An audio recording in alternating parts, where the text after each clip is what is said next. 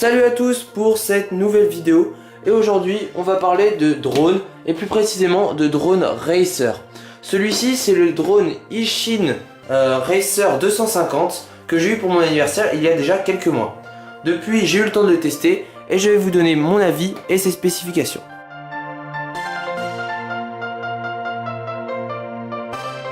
Donc maintenant je vais vous présenter le drone et ce qu'on reçoit avec. Donc là on a la boîte dans laquelle on le reçoit avec une mousse qui est à l'intérieur. On reçoit bien évidemment le drone, 8 petites hélices comme ça, une batterie 1500 mAh et en 3S. Donc le drone peut aller de 2 à 4S. On reçoit également une Ishin i6, donc avec, quand on choisit avec la radiocommande bien évidemment.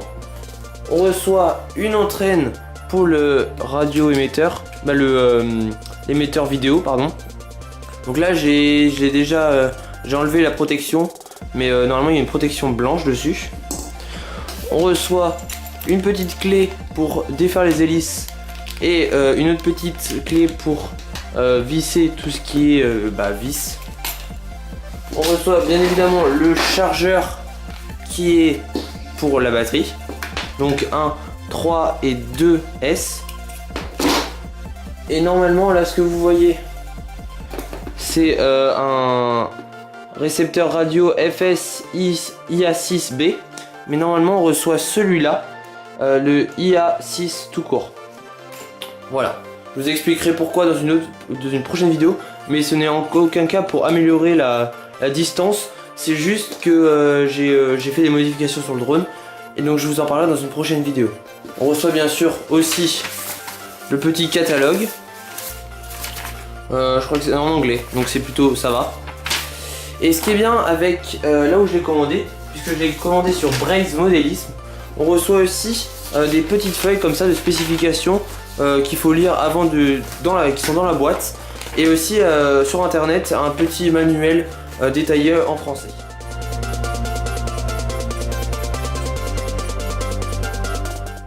On va passer maintenant au drone en détail.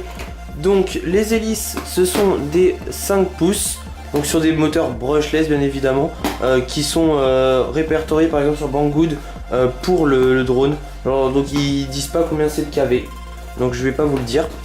Avec des bras en plastique par contre, on les trouve aussi à l'unité sur Banggood.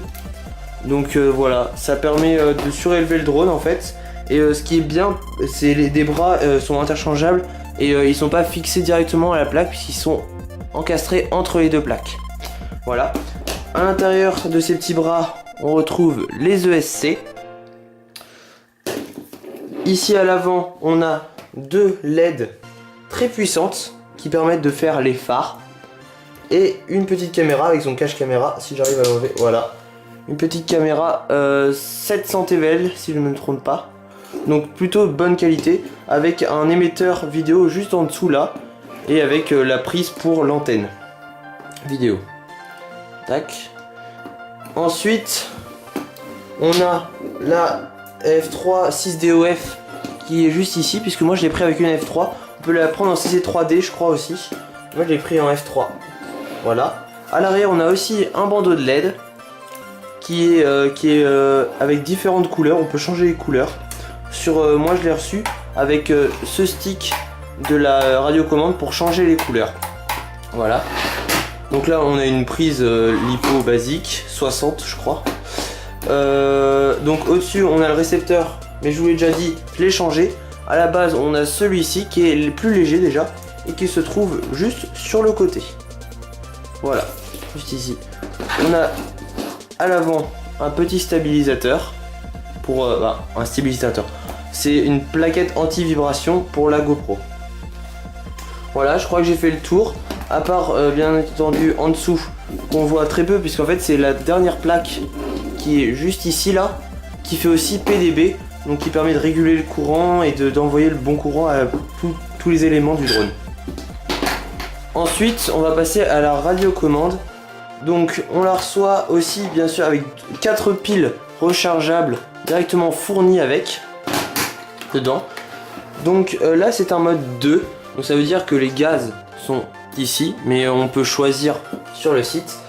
Donc là on a 4 sticks, dont 3 positions, sinon les 3 autres sont 2 positions. Voilà. Et 2 petites molettes juste ici. Et bien sûr les joysticks qui sont juste ici. Donc le problème c'est que votre drone va être en 6 sorties, en 6 canaux on appelle ça. Donc pour celle-là elle va être en 6 canaux puisque c'est I6. Et en fait donc les joysticks en prennent 2 à chaque fois pour les directions. Donc en fait vous aurez 4 canaux qui sont pris par les 2 joysticks.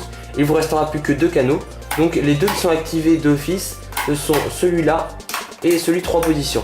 Quand on le reçoit, celui-là sélectionne les lumières et celui-là sélectionne les modes de vol. Donc avec une stabilisation, avec un mode horizon et avec un mode accro. Voilà. Donc celui-là et les 2 petites molettes ne serviront à rien. Je parlerai dans une prochaine vidéo de comment upgrader la radiocommande car c'est possible de la passer en 10 canaux.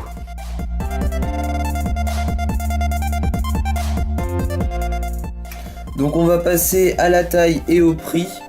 Donc en fait ce drone, contrairement au nom qu'il a, le Racer 250, ne fait pas 250 mm mais 280 mm. Donc ça en fait un très gros drone de race. Et son prix est de environ 100 € sur Banggood maintenant et environ 150-160 € sur Braze Modélisme.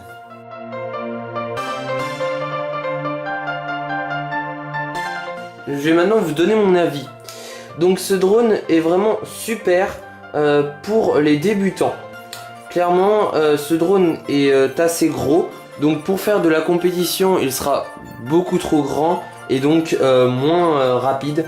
D'ailleurs les moteurs sont très bons et ils permettent d'avoir une bonne accélération et quand on est débutant c'est très bien.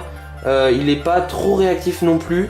Même si le mode accro on commence à toucher un peu avec une bonne vitesse, mais vraiment il est assez stable en mode stabilisé. C'est vraiment parfait pour débuter, même pour mettre une petite GoPro ou une caméra d'action juste ici. C'est vraiment bien, j'ai testé. Donc quand on la met un peu trop vers le bas, on va tout de suite voir les hélices tourner. Il suffit de l'orienter soit à la verticale soit un peu plus et on ne voit plus rien, c'est vraiment super. Donc c'est un gros drone comme je l'ai dit, mais pour débuter c'est très bien. Mais aussi il peut servir de drone pour tester. Par exemple moi je l'ai pas mal bidouillé, j'ai changé le récepteur et toutes les pièces sont sur Banggood par exemple.